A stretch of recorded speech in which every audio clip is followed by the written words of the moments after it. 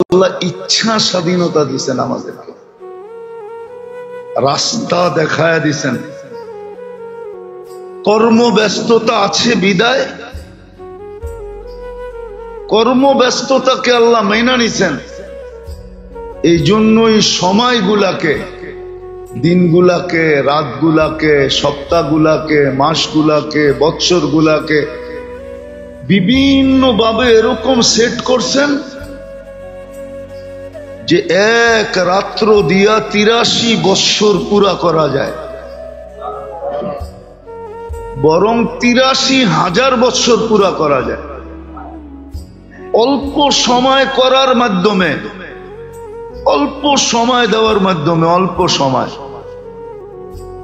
এরকম শিক্ষাকেও ভাগ ভাগ করছেন, শিক্ষাকেও ভাগ ভাগ করে দিছেন। আর এটার উপরে কিতাবও লেখা আছে কতটুক শিখতে হবে, মোটা মোটা। আপনি বলেন ২৪ লাইনের সংযোগ যদি রাখতে চান তাহলে আপনার ব্যালেন্সে টাকা থাকতে হবে, ঠিক না? যুক্তি তো না অযৌক্তিক? আল্লাহ যদি বলতো তুই সেজদায় পড়া থাকলে তোরে নেয়ামত দিমু, নাইলে দিমু না, তাহলে তো আপনার ২৪ ঘন্টা সেজদাই পড়া থাকতে হতো। আল্লাহ তো ২৪ ঘন্টার ভিতরে আপনাকে আমাকে শুধু ১ ঘন্টা চাইছেন। নামাজ পড়তে ১ ঘন্টা লাগে। আবার দেখেন সহজ কিরকম করছে, বুঝলে বুঝবেন, নাইলে বুঝবেন না। সহজ কিরকম করছে, তোমার ঠোঁট হেলাইতে হবে না, কিচ্ছু করতে হবে না, ইমামের পিছে দাঁড়াও, কিচ্ছু করতে হবে না। তোমার সমস্ত করণীয় ইমাম করবে, যদি না করলো তো দায় দায়িত্ব ইমামের মাথার উপরে পড়বে, তোমার মাথার উপরে পড়বে না। তুমি সালাম ফিরাইয়া মুস্কি হাসি দিতে পারো, নামাজ তোমার হয়ে যাবে। বলুক কোন হুজুর ফতুয়া দেখ যে ইমামের পিছনে দাঁড়ানোর পরে আত্তাহিয়াত পড়তে হয়, পড়া ফরজ, ওয়াজিব, না পড়লে হবে না, কেউ তো দিবে না। কেরাত পড়তে হয় না, কিচ্ছু পড়তে হয় না। এই উম্মতের জন্য সহজ করছেন, এটা সহজ শিক্ষা। তুই খালি নামাজটা ধর যায়, আবার সহজ করছেন, আবার সহজ করে দিছেন, আবার সহজ করে দিছেন। সহজ। আপনি একটা জিনিস চিন্তা করেন, কোরআনের ৩টা সূরা সবচেয়ে ছোট, সবচেয়ে সহজ। ওয়াল আসরি ইন্না আ'তাইনা কুল হুয়াল্লাহ, সবচেয়ে ছোট, সবচেয়ে সহজ। এটা পর্যন্ত ব্যবস্থা করে দিছেন যে কখনো কখনো যদি নিজে পড়তে হয় তে ৩টার বাহিরে যাইস না। যখন সহজ ছোট, এই ৩টা দিয়ে কাম সেরা নেয়। জিজ্ঞাসা করবে না বড় বড় সূরাও তো আসিল, পড়লি না কেন? জিজ্ঞেস করেন, ছাত্র করে জিজ্ঞেস করবে কিনা? জিজ্ঞেস করবে না, কেন পড়লি না? সহজ করে দিছেন। একা একা পড়তে হলে সহজ সূরা ৩টা, ওয়াল আসরি ইন্না আ'তাইনাকাল কাউসার আর কুল হুয়াল্লাহু আহাদ। আবার কুল হুয়াল্লাহ, শুধু কুল হুয়াল্লাহ রাখেন না, ছোটা সূরা সবচেয়ে ছোট, বিলকুল ছোট, ছোট। কিন্তু যদি সওয়াবের দিক দিয়ে দেখি তো ১০ পারা কোরআনের সমান। সুযোগ দিছে, ইচ্ছা দিছে, রাস্তা দেখায় দিছে, পজিশন অনুযায়ী দেখায় দিছে। যে দুনিয়াতে যেই পজিশনে আছে পজিশন অনুযায়ী দেখায় দিছে। আবার ঝাইঝামেলাকে মাইনাও নিছে। আবার মাইনা নেওয়ার পরে, ঝাইঝামেলা মাইনা নেওয়ার পরে আবার সুযোগ করে দিছে, ঝামেলার জন্য তুই ২৪ ঘন্টা দৌড়াইতে পারস না, তাহলে সমাজ সুযোগ দিয়ে দিছে, এতটুক দৌড়াইলি 24 ঘন্টা হবে, 24 ঘন্টা হয়ে যাবে, এতটুক দৌড়াইলি। আসসালাতু ইলা সালাতি কাফারা, এক নামাজ থেকে আরেক নামাজ, মধ্যবর্তী সময়কে ইবাদতেও গণ্য হয়, ইবাদত হিসাবেও গণ্য হয়, আবার গুনাহ করলে মাফও হয়। এক তীর দুই শিকার, অথবা তলোয়ারের দুই দিকেই দাঁড়, সওয়াবও লেখা হয়, আবার কি গুনাহও মাফ হয়। ব্যবস্থা করে দিছে। তারপরেও যদি না মানি তো কোরআনে বলে দিছেন তোর হাতের কামাই তুই পায়ে কুড়াল মারবি। আজকে উম্মত নিজের কারণে নিজের পায়ে কুড়াল মেরা বসে আছে। যারা আমাদেরকে তেল মারবে এখন আমরা ওদেরকে তেল মারি। কসম খোদা, আমি তো চিল্লাইতে চিল্লাইতে কয়েক বছর হয়ে গেল, আজ পর্যন্ত তো কেউ মানতে চায় না। কথা মনে হয় উপরে যাই না, গেলে হয়তো দুনিয়াতে ছড়াইতো, ছড়ায়ও না। সারা দুনিয়ার তেল মারার কথা ছিল মুসলমানকে। হ্যাঁ, সারা দুনিয়া মুসলমানের কাছে বেচা বিক্রি করে যতটুকু লাভবান হয়, মুসলমান যতটুকু দুনিয়ার জিনিস ব্যবহার করে, কসম খোদার দুনিয়ার কোন জাতি এত ব্যবহার করে না, এত খায় না, এত পড়ে না, এত কাপড় চোপড় বানায় না, এত ঘর বাড়ি সুন্দর বানায় না। পেপার পত্রিকা দেখেন, মিডল ইস্টের, সৌদিয়ানদের, আরবদের রাজাদের প্রাসাদ দেখা ট্রাম্পের মতো মানুষের চৌকো ছানা বড়া হয়ে যায়। কি বানায় রাখছে এটা? হ্যাঁ,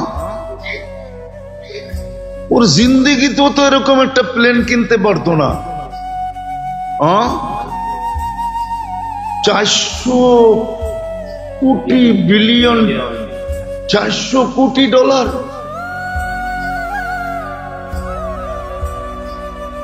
ও জীবনও তো এরকম প্লেন হয় দেখে নাই কোনোদিন।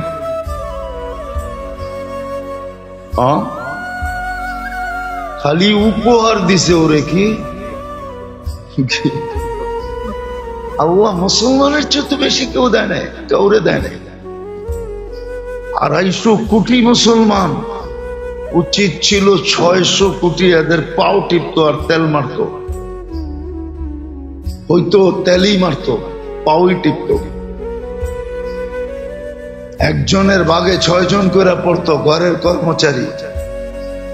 আর মুসলমান বলতো খা, পর, মোজ কর, ফুর্তি কর, যা খুশি তা কর, আমার কাছে থাক। কিন্তু আজকে উল্টা মুসলমান তেল মারে। এটা তো এই জন্যই আমাদের হাতের কামাই, আমরাই সব উল্টা করে ফেলছি। এটাই কোরআন আমাদেরকে বুঝাইতে চাইছিল। সব তোমাদের সামনে আমি খুলে রাখছি, সহজ থেকে সহজ করে দিছি। এই জন্যই তো আমরা বলি যে 1 মাস যদি 100% মুসলমান খাটতো, রমজান মাসই যদি আল্লাহকে ইবাদত 100% করে খুশি করে দিতে পারতো, তাহলে 11 মাস মুসলমানের ইবাদতের দরকারও হতো। 11 মাস এমনি আল্লাহ খুশি হয়ে যেতেন। যে 1 মাসই তো 70 মাস, 11 বাদ দিলেও তো আরো ওর কাছে 59 মাস থেকে যাবে। ও আমার কাছে পাওনা হবে, আমি ওর কাছে কোত্থেকে পাওনা হব? ও করণীয় চুকাইয়া দিছে। কিন্তু আফসোস 1 মাসও তো 100% করে না, 50%ও করে না, 50%ও করে না। হ্যাঁ, জুমায় মুসল্লি বাড়ে, মানি 5 ওয়াক্ত বাড়ে না। তাও যদি জুমা 100% পড়তো, 30% মুসলমানও তো জুমা পড়ে না। হ্যাঁ, বুঝানোর জন্য বলতেছি, রাগ হয়ে যান না। আবার জুমার দিনও মসজিদে আল্লাহর জন্য দেয় মসজিদে, তাও সিরা টাকাটা, তাও সবচেয়ে ছোট নোটটা 2 টাকার নোট। এমন না যে সকালবেলা একটা কচকচা নোট লইছে যে আল্লাহরে দিমু, কচকচা দেই, কচকচা তো দেয় না। একটা বড় নোট দেই, তাও তো দেয় না। ওই দিলে দেখবেন 2 টাকার নোট, 5 টাকার নোট, 10 টাকার নোট, তাও পুরানটা, যেটা বাইরে দোকানদার নিবে না, কয় রাখ, এটা মসজিদে দিয়া দিব না। তাহলে আপনার কপালে সুখ আপনি চান কি করে বলেন? আসেন মেরে দোস্ত, আসেন আসেন, এটাই কোরআন বলছিল, ইন্নাল্লাহা লা ইউগাইয়িরু বিকওমিন, আল্লাহ মুসলমানের কপাল ওই পর্যন্ত ভালো করবে না, হাত্তা লা ইউগাইয়িরু বিআনফুসিহিম, যতক্ষণ পর্যন্ত আমরা নিজেদেরটাকে ভালো করার চেষ্টা না করব, ততদিন আল্লাহ সদিচ্ছায় আমাদের ঘাড় ধরে আমাদেরকে ফিরাইয়া দিবে না। আর আল্লাহ যদি ঘাড় ধরে তাইলে কিন্তু কোনোদিন ছাড়ে না। আজকে যেরকম মুসলমানের ঘাড় ধরা পড়ছে, ঘাড় ধরা পড়ছে, ঘাড় ধরা পড়ছে আজকে মুসলমান। আরে করলে তো করবো কি? এই যে দেখেন, বুঝার বিষয়, কিন্তু এত কিছু তোরা করলি, হ্যাঁ, স্বজাতি তো মুসলমান, ফিলিস্তিনি তো স্বজাতি আমাদের, ঠিক না? ফিলিস্তিনের জন্য কি হলো? কিছু হয়েছে? কিছু হয়েছে?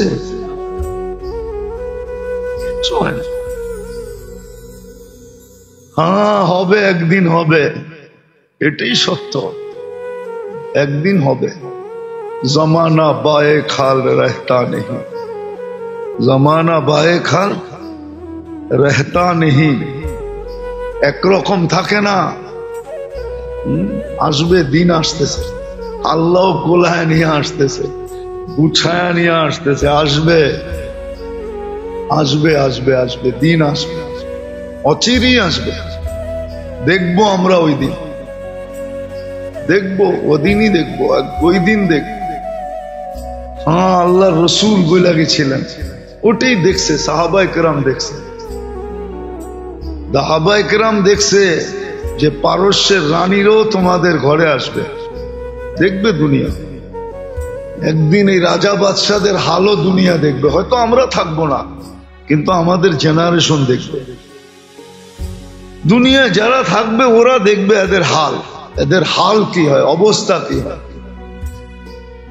যেমন কিছু আমরা দেখছি, কিছু আরো সামনে দেখব, কিছু আমরা দেখছি না, না দেখি না, এখনো দেখেন নাই কিছু, সামনে আরো কিছু বেঁচে থাকলে দেখবো ইনশাআল্লাহ। কেন আল্লাহর কথাই সত্য, অমাকারু অমাকার আল্লাহ, আল্লাহু খায়রুল। তুই যতই চাল চালো, সর্বশেষ আমি চালবো। হ্যাঁ, এমন চাল চালবো দাবার, তোর রাজা সহ খায়া ফেলবো, রাজা সহ। অমাকারু অমাকার আল্লাহ, আল্লাহু খায়রুল মাকিরিন। যতই পাঙ্গা নেস না কেন, আমি যখন পাঙ্গা নিমু তখন বোঝা যাবে তুই কই থাকিস। পাঙ্গা বোঝেন? এটা ঢাকায়া শব্দ, নাও বুঝতে পারে, বিলকুল পুরান ঢাকার গভীরের শব্দ, নাও বুঝতে পারেন। আল্লাহ বলে পাঙ্গা, যখন আমি নিমু তখন বুঝমু তোর পাঙ্গা যায় কই, চাল যায় কই।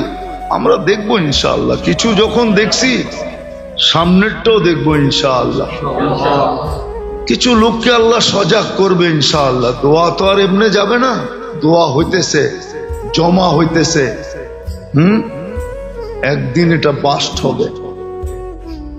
হ্যাঁ, অ্যাটম বোম মারলে এরিয়া ধ্বংস হয়, ঠিক না? একটা দেশ ধ্বংস হয়, এরিয়া ধ্বংস হয়। আমাদের দোয়া যেদিন ফাটবে সেদিন সারা দুনিয়া কাঁপায় ফেলবে। দুনিয়ার কোনো ক্ষেত্রা থাকবে না যেখানে এটা না পড়বে।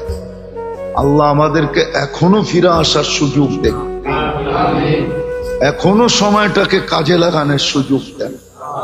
ওমা আলাইনা ইল্লাল বালাগ। এই মাসের 29 তারিখই 1 তারিখ হবে। ওয়াল ফাজরি ওয়া লায়ালিন আশর। আল্লাহ 10 রাত্রের কসম খাইছেন, আর 10 রাত্রকে 10 লাইলাতুল কদর বানায় দিয়েছেন। যার একটা ছুটে গেছে তার জন্য সুযোগ আবার 1 বছর অপেক্ষা করতে হবে না, 2 মাসের মাথায় আবার আরেকটা আসতেছে।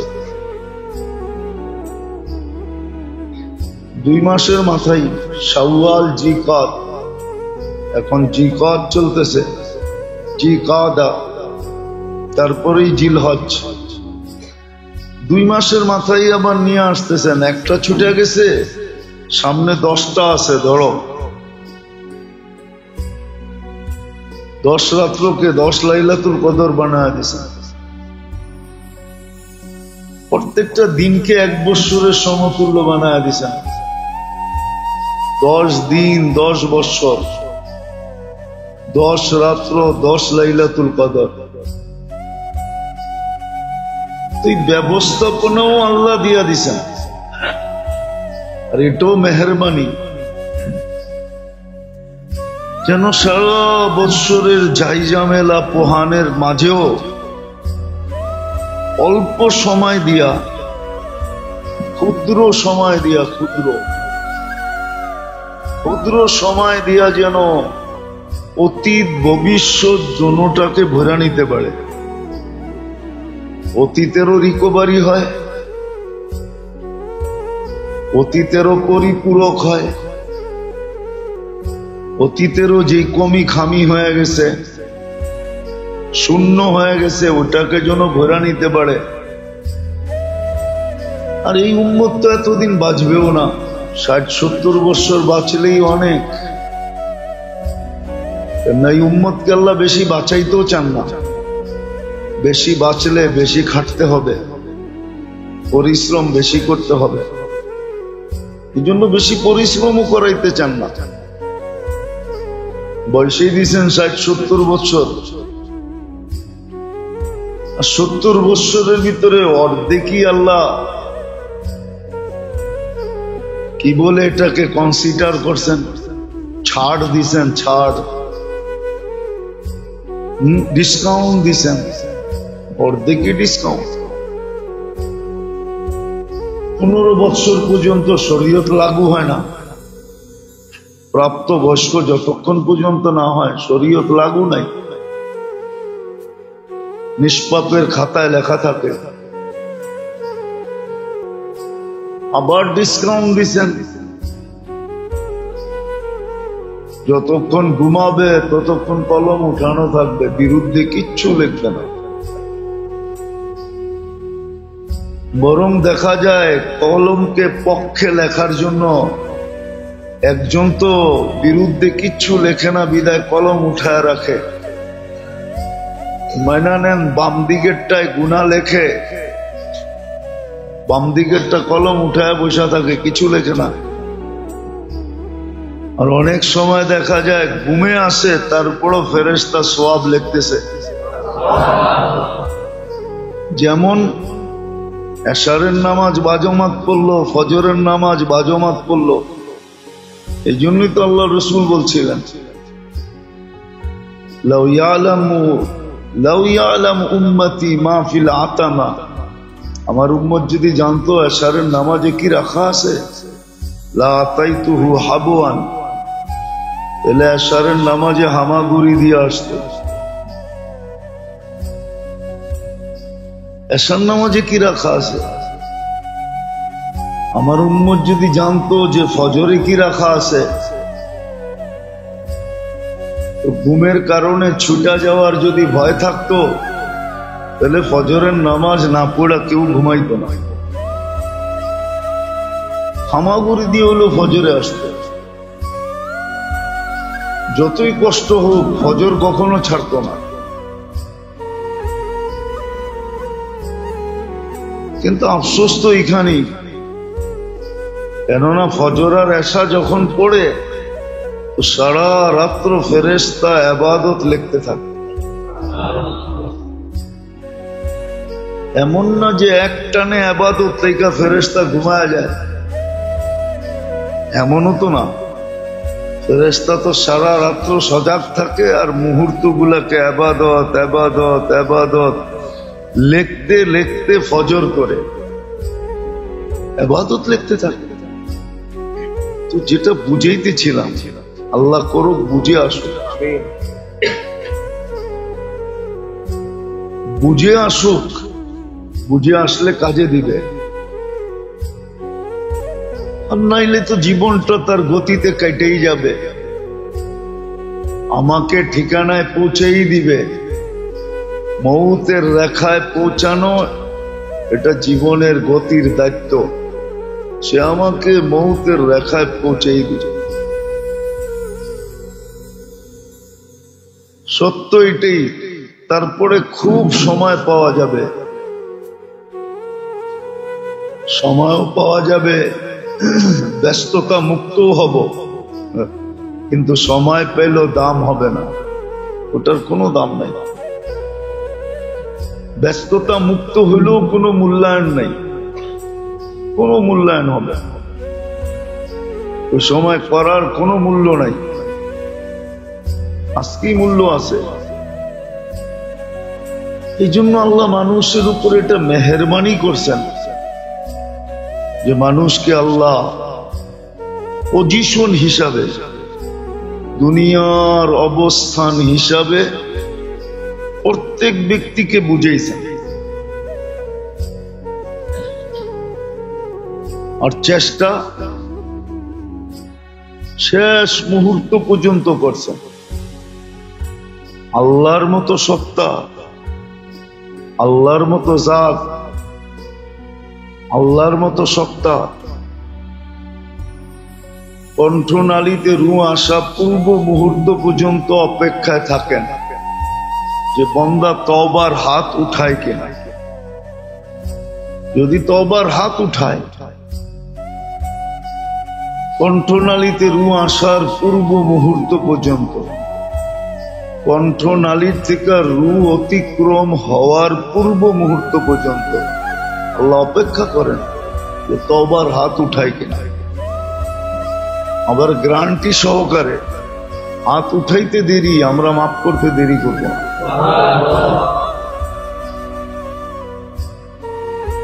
তো বোঝা উচিত এটা যে আমার জন্য যা করণীয় রাখছেন ওলামারা এই জন্য বুঝায়, দায়িত্ব এই জন্যই নেন, নাহলে দায়িত্ব নেওয়ার কোনো প্রয়োজন ছিল না। আলেম ওলামা তোলাবা এরা দায়িত্ব এই জন্যই নেন, নাহলে এই যুগে কোনো দরকার ছিল না। যে যুগ গঙ্গা বিলকুল উল্টা দিকে বইতেছে, চতুর্দিকে দুনিয়ার স্রোত, দুনিয়ামুখী সবাই, সবাই দুনিয়ামুখী, শুধু এই জীবনটা বুঝে আসতেছে। বিদ্যা সিদ্ধা যাই বলেন এখন সব দুনিয়া বুঝার জন্য। তুফানের চেয়েও বড় তুফান, সাইক্লোনের চেয়েও বড় সাইক্লোন চলতেছে এখন। শুধু দুনিয়া দুনিয়া দুনিয়া। আখেরাত খুব কমই উচ্চারিত হয়, এই শব্দটাও উচ্চারণ খুব কম হয়। আখেরাত শব্দটা, পরকাল শব্দটা খুব কম উচ্চারণ হয় আমাদের সমাজে। আমাদের সমাজে সারাদিন ইহকাল ইহকাল ইহকাল উচ্চারিত হয়। তারপরে উলামায়ে কেরাম দায়িত্ব নিয়ে বুঝান। জাতি যদি বুঝটাও সহি বুঝতো তাইলেও তো মনকে বুঝানো যেত। এই বুঝটাকেও তো জাতি উল্টা বোঝে। দেখবেন টকশো ঠকশো দেখলে দেখবেন, বুঝবেন জাতি পুরো এই বুঝানোটাকে উল্টা বসতেছে, উল্টা বসতেছে, উল্টা বসতেছে।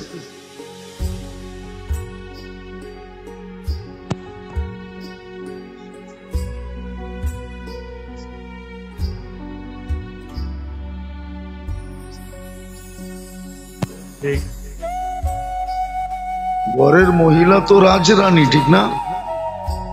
তার সুতা হইতে নিয়া, সুই হইতে নিয়া, তার বরণ পোষণ থাকন বাসস্থান, সে কোথায় থাকবে, বাসস্থান বরণ পোষণ সব প্রয়োজন মেটানো পুরুষের দায়িত্ব, ঠিক না? এটাই তো রাজরানী, ঠিক না? হ্যাঁ, তাকে চাকরানি কেন বানাবে? তাকে চাকরানি কেন বানাবে? যদি পুরুষও বলে তোরও প্রয়োজন আমারও প্রয়োজন,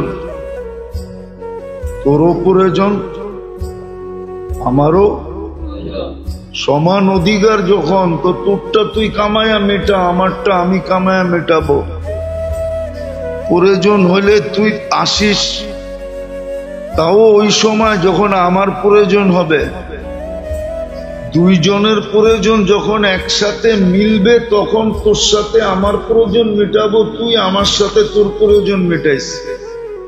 আর যদি তোর প্রয়োজন হইলো আমার হইল না, তো আমি লাথি মেরা বের করে দিব। আমার হইলে তোর কাছে গেলে তুই লাথি মেরা বের করে দিস। পুরুষ তো এটাও বলতে পারে, ঠিক না? মনে হয় বোঝেন নাই কিছুই।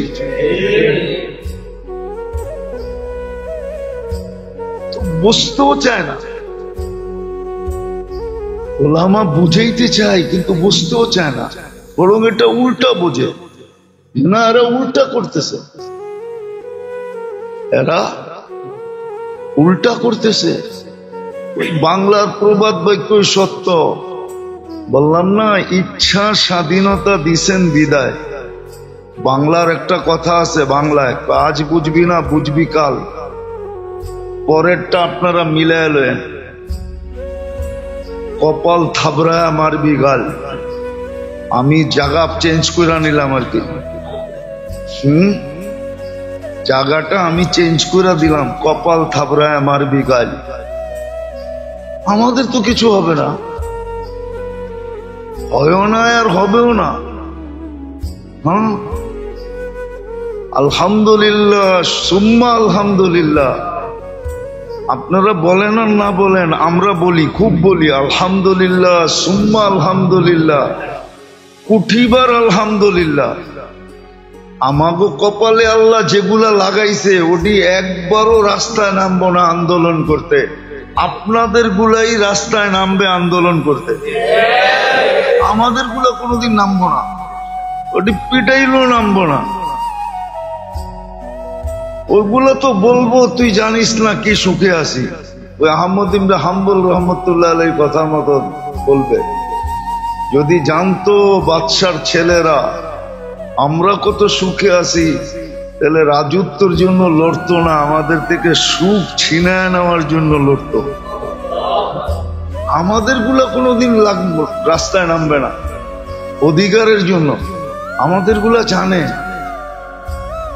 যে অধিকার কতটুকু আমরা দেই,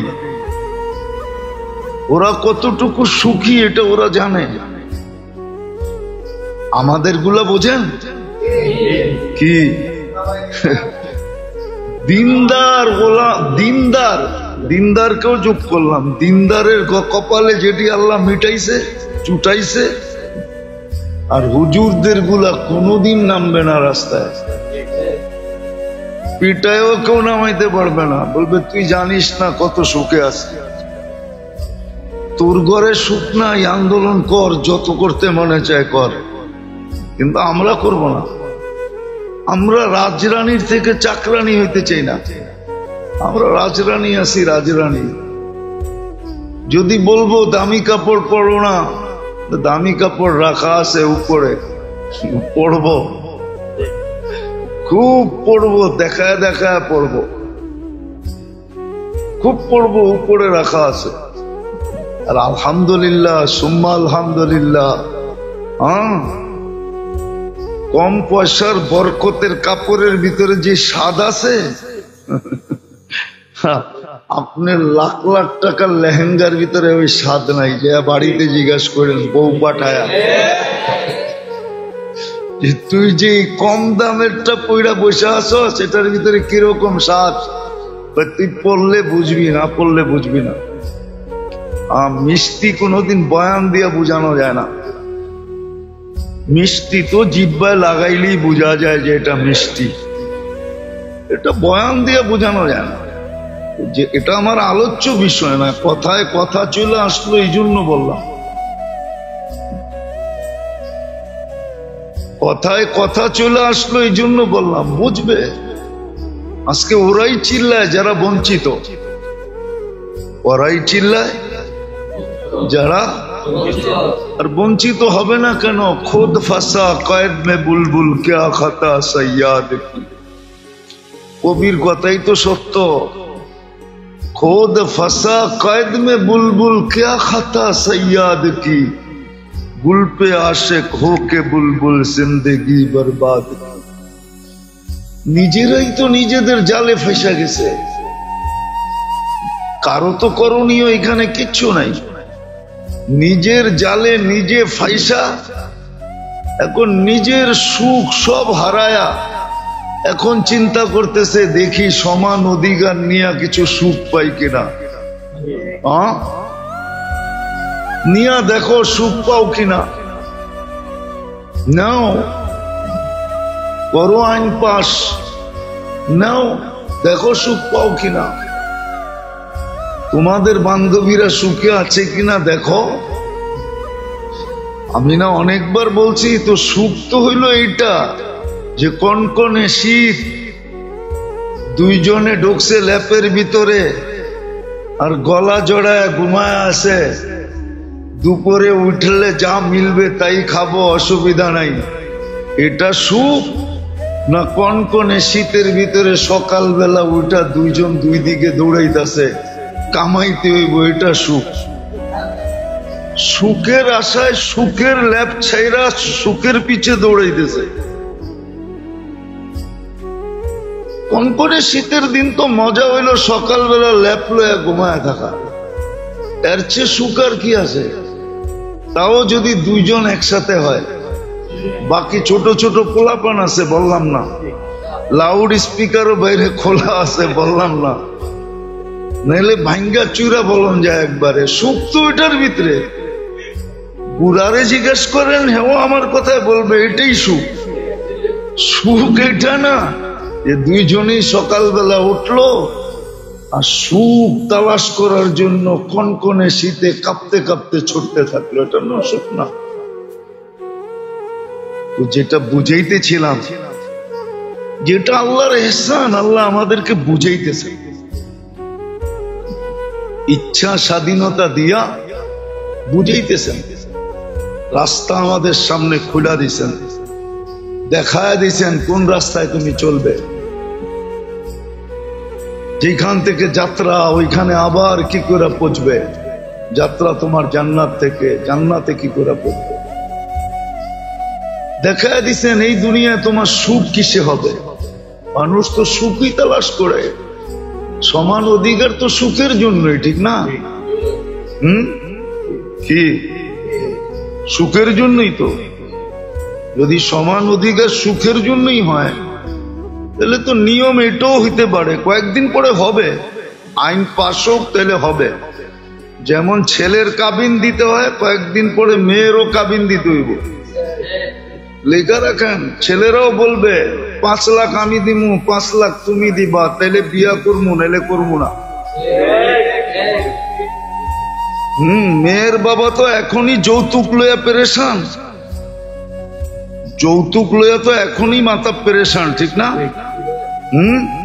কয়েকদিন পরে কাবিনও আসবে, আবার এটাও বলবে সমান অধিকার, বাড়ি একটা তুমিও করো আমিও করি, 15 দিন তোর বাড়িতে থাকবো, 15 দিন তুই আমার বাড়িতে থাকবি।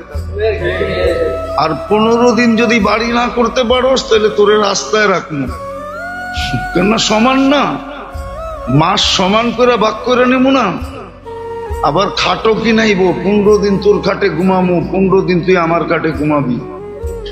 এমনকি চেয়ারও কিনাইব, 15 দিন তোর চেয়ারে বমু, 15 দিন তুই আমার চেয়ারে বসবি, এরকম ভাগ করব। দেখেন না, ইবতিদাই ইশক হ্যায় রোতা হ্যায় ক্যা, আগে আগে চলো দেখো হোতা হ্যায় ক্যা। মাত্র তো শুরু, ইবতিদাই ইশক হ্যায় রোতা হ্যায় ক্যা। উর্দুতে না প্রবাদ বাক্য আছে, মাত্র তো প্রেমের শুরু, এখনই কান্দোস কি লেগা, চলতে থাক, দেখ আগে কি হয়। খালি কান্না, কয়েকদিন পরে রশি গলায় লাগায় পাংখায় ঝুলবি, তারপরে যে ঠিক হবি, এর আগে ঠিক না। তো ইবতিদাই ইশক হ্যায় রোতা হ্যায় ক্যা, আগে আগে চলো দেখো হোতা হ্যায় ক্যা। কয়েকদিন পরে দেখা যাইব বাচ্চা তো দুইজনের, সিজারের বিল তুই অর্ধেক দিবি, আমি অর্ধেক দিব। হ্যাঁ, বাজার আমি করি, একদিন তুই করবি, একদিন আমি করবি, একদিন তুমি টাকা দিবা, একদিন আমি টাকা দিব, এরকম সব অর্ধেক অর্ধেক ভাগ হইব। তখন দেখা যাইব যে সুখ যায় কই। এখন যেরকম ইউরোপে আছে, হোটেলে বয়া দুইজনই খায়, বিল যার যারটা শেষে দেয়, বিল যার যারটা। আপনাদের না কাহিনী শোনাইছিলাম, জাপানের কাহিনী। কনকনে শীত, সকালবেলা যায় দেখি ওয়াটার গান দিয়া পরিষ্কার করতেছে। উপরে উঠার পরে জিজ্ঞাসা করছে, হুজুর নিচে কাউকে দেখা আসছেন? বললাম হ্যাঁ, এক লেডিকে তো দেখা আসলাম, এই কনকনে শীতের ভিতরে ওয়াটার গান দিয়া পরিষ্কার করতেছে। কয়টা আমগো ফ্যাক্টরির মালিকের বউ। আমি বললাম ফ্যাক্টরির মালিকের বউ মানে? এত বড় ফ্যাক্টরি, 300-350 ওয়ার্কার, ওর সমস্ত মাল বিদেশে যায়, এক্সপোর্ট হয়, লেদার ফ্যাক্টরি। ওর বউ সকালে এই কনকনে শীত, এই শীতে তো মজা হইলো দুইজনে এই সময় ল্যাপের ভিতরে ঘুমায় থাকা, একজন আরেকজনের গলা ধইরা। ও কিল্লিকা বট, ও চাকরি করে, চাকরি, ওর কাজ হইলো আমরা সারা দিন রাত যেটা ময়লা করে রেখে আসছি ওটা ওয়াশ করা ওর কাজ। ও আমার চেয়ে বেশি বেতন পায়। আরে ওর বেতন দিয়ে দরকার কি? ফ্যাক্টরি, ও তো রানী। স্বামীর ফ্যাক্টরি মানে এটার পুরো এন্টার মালিক ও, ঠিক না? আপনারা কামায় নিয়ে কার হাতে দেন? হ্যাঁ, তার হাতে দেন, রানীর হাতেই তো দেয়, ঠিক না? ও তো মালিক। হুজুর, প্রথম যখন 2005-এ আমি জাপানে গেছি, তারপরেও গেছি আমি জাপানে, 2005-এ যখন জাপানে গেছি আমি, তখনকার কাহিনী।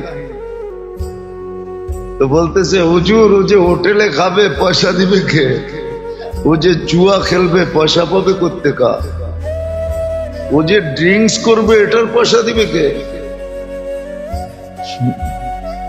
ওরে তো শুধু থাকার জায়গা দিছে, এটার পয়সা দিতে হয় না।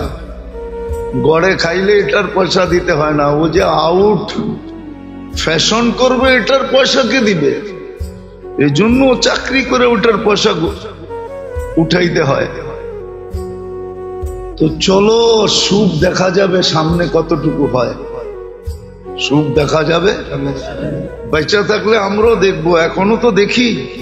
সারা দুনিয়ায় তো দেখতে দেখতে চুল পাকায় ফেললাম, জীবন শেষ করে ফেললাম। সারা দুনিয়ায় তো দেখতে দেখতে আসতেছি। এই জন্যই তো আমরা চিল্লাই, নাইলে চিল্লানোর দরকার ছিল না। তোমরাও সামনে চলে দেখো, চইলা দেখো, চইলা দেখো যে কেমন সুখ মিলে। তারপরে হবে একদিন,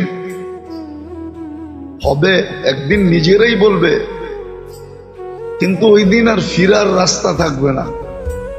এক সময় হয় মানুষ বেলাইনে চলতে চলতে চলতে চলতে নিজেই ভাবে যে হুজুর আর ফিরার সুযোগ আমার জন্য নাই।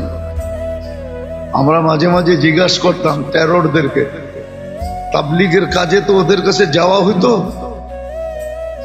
আবার বললে তো প্রশাসনের রোগ থাকলে রাগ হয়ে যাবে। এখন না, আগের কথা বলতেছি। প্রশাসনের জিজ্ঞাসা করতাম তুই ফিরা গেলে অসুবিধা কি? হুজুর যদি ফিরা যাই তারপরও বিপদ, না ফিরলেও বিপদ। ফিরা গেলেও আমাদেরকে মান্থলি দিতে হবে। মনে হয় বোঝেন না? তওবা করে যদি ফিরেও যাই তারপরও আমাদেরকে কামায়া দিতে হবে মান্থলি, নাইলে বলবো তুই মান্থলি যেটা দিতি ওটা তো বন্ধ হয়ে গেল, ওটা কে পুরা করবে? বিদায় ফির, কোনো আপত্তি নাই, কিন্তু আমগো মান্থলি যেন বন্ধ না হয়। মান্থলি বোঝেন? পেমেন্ট যেন বন্ধ না হয়। তো তাইলে ফিরা কর্মটা কি? যেখানে আসি ওইখানেই ফিরার কোনো সুযোগ নাই। তো একদিন হবে, আমার সমাজও ফিরতে চাবে, কিন্তু ওই দিন আর কোনো কাজে দিবে না, ফিরার কোনো সুযোগ থাকবে না। ফিরার কোনো সুযোগ থাকবে না, সুরার কোনো সুযোগ থাকবে না, ফিরার কোনো সুযোগ থাকবে না। আযাব তো এখনই আসছে, আর কত আযাবের দরকার? এই জন্যই তো মুসলমানের দুরবস্থা আজকে। এই জন্যই মুসলমানের ঘরে সদ ইচ্ছায় না আল্লাহর ইচ্ছায়, উম্মতে মুহাম্মদী সদ ইচ্ছায় না আল্লাহর ইচ্ছা।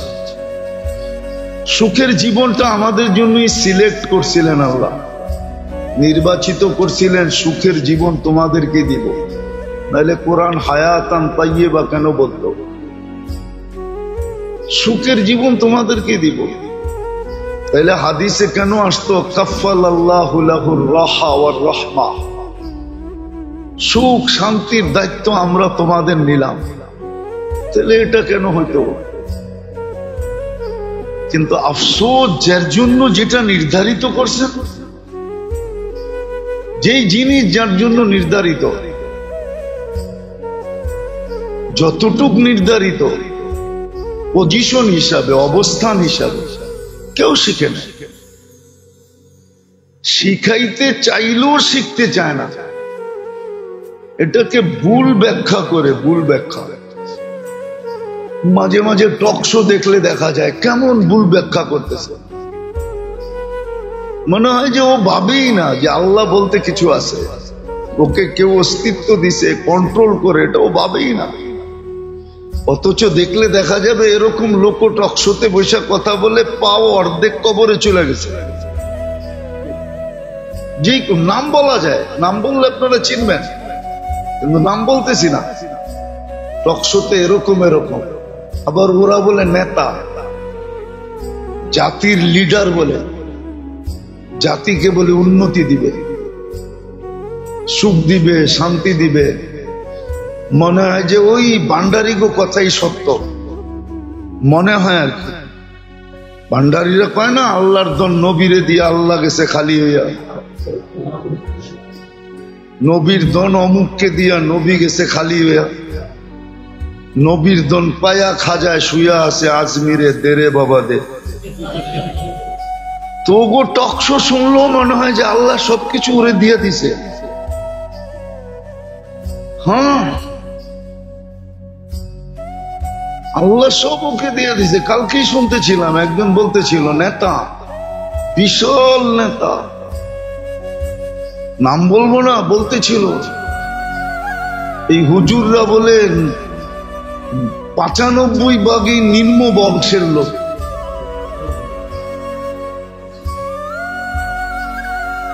মনে হয় আমাদের এই সমাজের সাথে কোনো রিলেশন নাই। আমরা সব চাঁদের থেকে আসছি, আবার চাঁদের দেশে চলে যাব। তাইলে এতবার তোমরা চাঁদের দেশে অভিযান করলা, এতবার অভিযান করলা চাঁদের দেশে, একটা মানুষও তো টোকায়া পাইলা না। আমরা কি সব চাঁদের দেশ থেকে চলে আসছি? বিয়া শাদী আমাদের চাঁদের দেশে হয়, তাহলে নয়া বাজার শ্বশুর বাড়ি হলো কেমনে? শ্বশুরের বাড়িটাও তো চাঁদের দেশে হওয়ার কথা ছিল, ঠিক না? সব নিম্ন লোক, সব গরিব, সব নিম্ন লোক। যাক, তারপরও 8% তো রাখছে। 100% বললে কি করতাম? 92% বলছে, তারপরও তো 8% রাখছে, ঠিক না? কিন্তু যে বলতে ছিল টোকাইলে দেখা যাবে,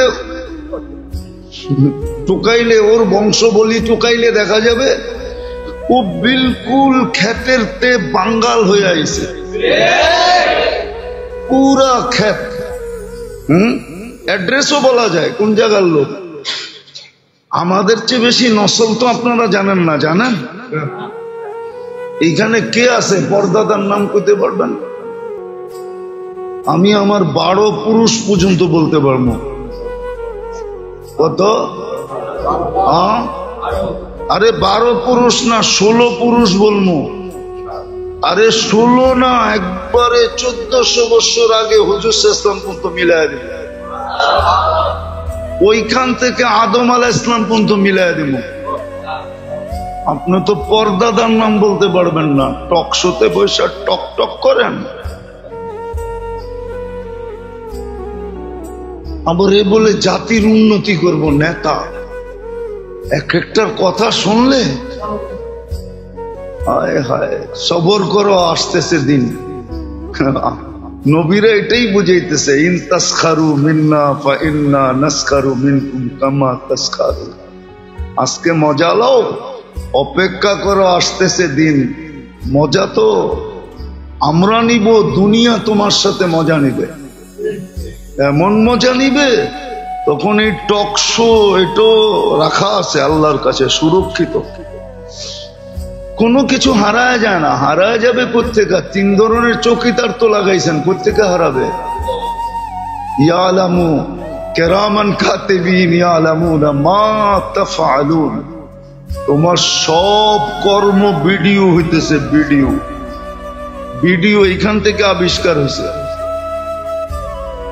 মানুষ ভিডিও আবিষ্কারের তথ্য এই 2 কাদের থেকে পাইছে, কিরামান কাতিবিন ইয়ালামুনা মা তাফআলুন। মানুষ অডিও পাইছে কোত্থেকে জানেন? Memory card. মা মিন কওলিন ইল্লা লাদাইহি রাকিবুন আতীদ। এই আয়াতের থেকে বিজ্ঞানীরা অডিও বের করছে, অডিও মেমোরি কার্ড বের করছে, আবিষ্কার করছে। সিসি ক্যামেরা কোত্থেকে আসছে জানেন? ইয়ালামু খাইনাতাল আয়ুনি ওয়া মা তুখফিস সুদূর। এইখান থেকে ক্যামেরা আবিষ্কার হয়েছে। বাঁচার কোনো রাস্তা নাই, তোমারটা লেখা আছে। মজা যেদিন লইব ওইদিন তোমার টক শো দেখায় দেখায় মজা লইব। এই দেখ তোর টক শো, তখন মজা নিবে। যাক, এটা আমার আলোচ্য বিষয় না।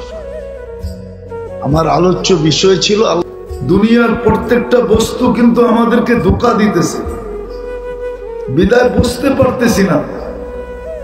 দুনিয়াটা বুঝি বটে, কিন্তু মৃত্যুর পরে যে কি হবে এটা বুঝিও না, বুঝতে চেষ্টাও করি না, অ্যানালাইসিসও চিন্তাও করি না।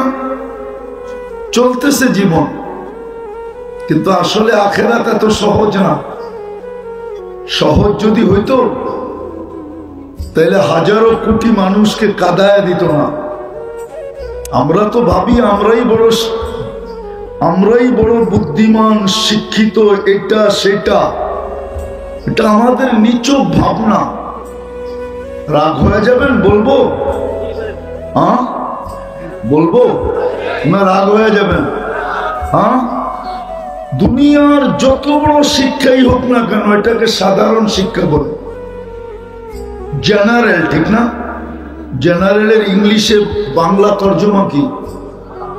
কি সাধারণ নিয়ে কি গৌরব করা যায় নাকি? তাহলে আপনি সাধারণ বিদ্যা নিয়ে গৌরব করেন কি করে? আমাকে বুঝান। আপনাদের শব্দই তো হলো জেনারেল। জেনারেল মানে সাধারণ, এটা নিয়ে গৌরব করে কি করে? অথচ সাহাবাদের কাছে ছিল তো অসাধারণ, নাইলে ওনারা ম্যাককে অনুগত্য করলেন কি করে? আমাকে বুঝান। দুনিয়ার টেকনোলজি সমৃদ্ধ, কিন্তু ম্যাককে অনুগত্য করে দেখা দেখ। ওনারা তো ম্যাককে অনুগত্য করছেন, টোকা দিয়া ভূমিকম্প দূরীভূত করছেন, হাতের ইশারায় অগ্নিগিরিকে পাহাড়ে আবদ্ধ করছেন। যান আপনি দাম্মামের পরে বাহরাইনের দিকে আসেন, এখনো তো চিহ্ন রাখা আছে, 27 কিলোমিটার সমুদ্রের উপরে ঘোড়া দৌড়াইয়া পার হয়েছেন। আপনি 27 হাত পার হইয়া দেখা দেন, মাইনা নিব। 27 কিলোমিটার। আমি তো 2 বার গেলাম মরক্কো, এখনো ওইখানে মিনার লাগানো আছে। উকবা বিন নাফে রাদিয়াল্লাহু তাআলা আনহু আটলান্টিকের পাড়ে দাঁড়ায়া বলছিলেন, ওই পারে কেউ আছে কিনা বলো, আমি এই সমুদ্র ঘোড়া দিয়া পার হব। আর অবশ্যই পারতেন, বিদায় একটু বোঝেন, কাজে দিবে, নাহলে দুনিয়ার এই সমস্ত কিছুই কাজে দিবে না। কবির কথাই সত্য হবে। যদি বললে আবার রাজাকারও বলতে পারেন, কেননা উর্দু বললেই তো রাজাকার, ঠিক না? তো উর্দু কবি ঠিকই লিখছেন, मिले खाक में अहले शाह कैसे कैसे, जमी खा गई नौजवान कैसे कैसे, अजल ने न छोड़ा किसरा न दारा, उसी से सिकंदर सा फाते भी दिहारा, हर एक लेके क्या क्या हसर सुधारा, परा रह गया यही ठाट सारा। শুধু ঐতিহ্য থাকবে আর কিচ্ছু থাকবে না, সত্য এটাই, শুধু ঐতিহ্য থাকবে। রাজা বীর বিক্রম নাই, বিক্রমপুর আছে।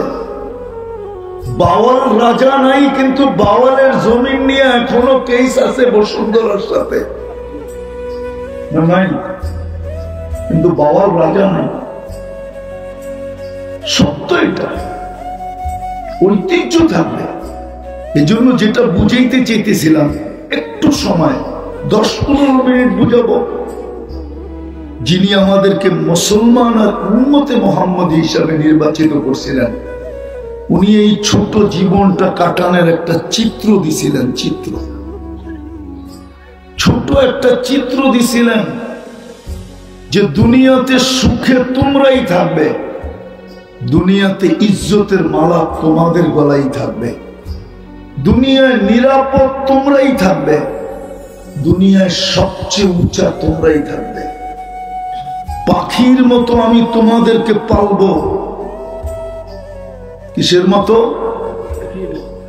পাখির মতো পালবো। এটা একটা মাদ্রাসার পেটে আমি বলতেছি, কামেল মাদ্রাসা।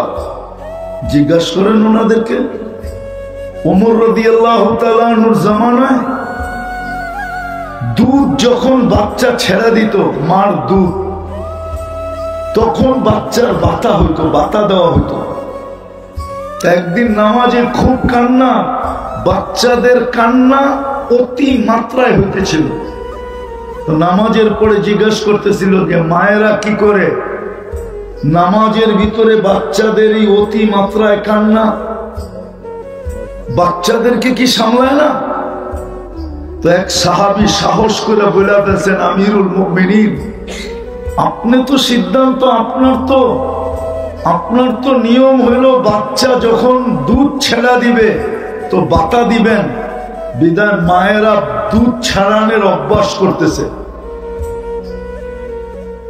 এই জন্য বাচ্চাদের অতিমাত্রায় কান্না। তো ওমর রাদিয়াল্লাহু তাআলা আনহু বলতেছিলেন যে আজকের থেকে নিয়ম হবে, মা যদি পেটে বাচ্চার প্রমাণ দিতে পারে তাইলে ওই বাচ্চাও ভাতা পাবে। রাগ হবেন? আমাদের দেশে, এই দেশেই তো আমাদের জন্ম। আজ পর্যন্ত তো কত সরকারেরই লম্বা লম্বা বুলি শুনলাম, উন্নতির জোয়ার দেখলাম, আজ পর্যন্ত তো এই ঘোষণা কেউ আসলো না। খাতায় কলমে কত কিছুই তো দেওয়া লেখা হইল, কিন্তু বাস্তবিক খুঁজতে গেলে দেখা যায় এক বৃদ্ধ ভাতা পায় নাই। এরকম বলি তো প্রত্যেকেই নিছে আমাদেরকে জন্ম লগ্ন থেকে, না দেয় নাই? হ্যাঁ কি বলেন? হ্যাঁ আমরা না ওনাদের চেয়ে বেশি শিক্ষিত? আমরা না ওনাদের চেয়ে বেশি সভ্য? আমরা না ওনাদের চেয়ে বেশি এডুকেটেড? নাইলে আমার সমাজের মানুষ সাহাবাদের উপরে আঙ্গুল উঠায় কি করে? আমরা তো এমন না যে সবসময় কানে তুলা দিয়া চলি। আমরা তো দেখি আমাদের সমাজের বিভিন্ন সেমিনারে সাহাবাদেরকে বলতে একটু ত্রুটি করে না, সাহাবাদের উপরে আঙ্গুল উঠায়, বড় বড় আল্লাহওয়ালাদের উপরে আঙ্গুল উঠায়। কিন্তু ওনারা তো কইরা দেখাইছেন, বাস্তব এটাই ছিল। তো যেটা বুঝাইতেছিলাম, যিনি আমাদেরকে মুসলমান আর উম্মতে মুহাম্মদী হিসাবে নির্বাচিত করছেন, এই ছোট জীবনটা 60-70 বৎসরের জীবনটায় আমাদেরকে একটা সুখের চিত্র দিছিলেন। চিত্র, তোমরাই উপরে থাকবে, তোমরাই নিরাপত্তার চাদরে থাকবে, তোমাদের কি আমি পাখির মতো পালবো, তোমাদের কি আমি পছন্দের জীবন দিব, তোমাদের গলায় আমি ইজ্জতের মালা পরায় রাখবো। কিন্তু আজকে যদি চিত্র দেখি, আজকে যদি চিত্র দেখি, আজকে যদি চিত্র দেখি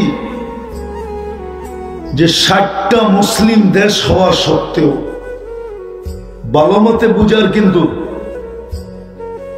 60টা মুসলিম দেশ হওয়া সত্ত্বেও, 250 কোটি মুসলমান হওয়া সত্ত্বেও, প্রত্যেকটা মুসলিম দেশ উন্নতির ছোঁয়া থাকা সত্ত্বেও আজকে যে আমাদের উপরে, না আমরা সবার উপরে, না কোনো নিরাপত্তা আছে আমাদের, না আমরা সবার উপরে, না আমাদের নিরাপত্তা আছে, না আমরা আজকে পাখির মতো লালিত পালিত, না ইজ্জতের মালা আমাদের গলায় আছে। ইজ্জতের মালা আমাদের গলায় নাই, না আমাদের জীবনটা আমাদের পছন্দের মতো। এই দুরবস্থা আমাদের কেন? আজকে যদি এই দুরবস্থা হয় তো কালকে কেমন হবে? কেননা আজকের দুরবস্থার প্রভাব কিন্তু কালকের উপরে পড়বে। কেননা কবির কথাই সত্য, এই দিন দিন না আরো দিন আছে, এই দিন নিয়ে যাবে তোমাকে ওই দিনের কাছে। এটার প্রভাব কিন্তু ওইখানে পড়বে। কেন? আমি দুটা কথা বলি শেষ করতেছি। মুসলমান নির্বাচিত করছেন আল্লাহ বটে, আল্লাহর পছন্দে, আল্লাহর ইচ্ছায়, আল্লাহর ভালোবাসায়। কিন্তু আমরা মনে হয়, আমাদের সবকিছু দেখলে মনে হয় আল্লাহর নির্বাচনটা আমাদের জন্য মঙ্গলময় ছিল না। মনে হয় এটা বাধ্যতামূলক ছিল। আমি এটাতে হ্যাপি না, খুশি না, সুখী না, আমি এটাকে পছন্দ করি না। যদি করতাম তাহলে আমরা ইসলাম মতেই চলতাম। আমার সমাজের 90% মানুষ, শিক্ষিত বলেন আর অশিক্ষিত বলেন, ধনী বলেন আর গরিব বলেন, সবাই ইসলাম বিরোধী জীবন যাপন। কেন? বোঝা গেল সে ইসলামকে লাইক করে না, পছন্দ করে না, যদিও আল্লাহ তাকে মুসলমান হিসাবে নির্বাচিত করছেন। কিন্তু একটা কথা আমি শেষমেশ বলবো, এটাই, আজ বুঝবেন না তো কালকে অবশ্যই বুঝে আসবে, কালকে অবশ্যই বুঝে আসবে, কালকে অবশ্যই বুঝে আসবে। যারা কাগজে মুসলমান, আমি তো গ্যারান্টি দিয়ে বলবো, আমাদের দেশে যাদেরকে আমরা নাস্তিক হিসাবে চিহ্নিত করি, ওরাও যখন সরকারি জায়গায় যেখানে ধর্ম লিখতে হয়, ও চুপে চাপে ইসলাম লেখা দিয়ে আসে, অন্য কোন ধর্মের নাম লেখে না।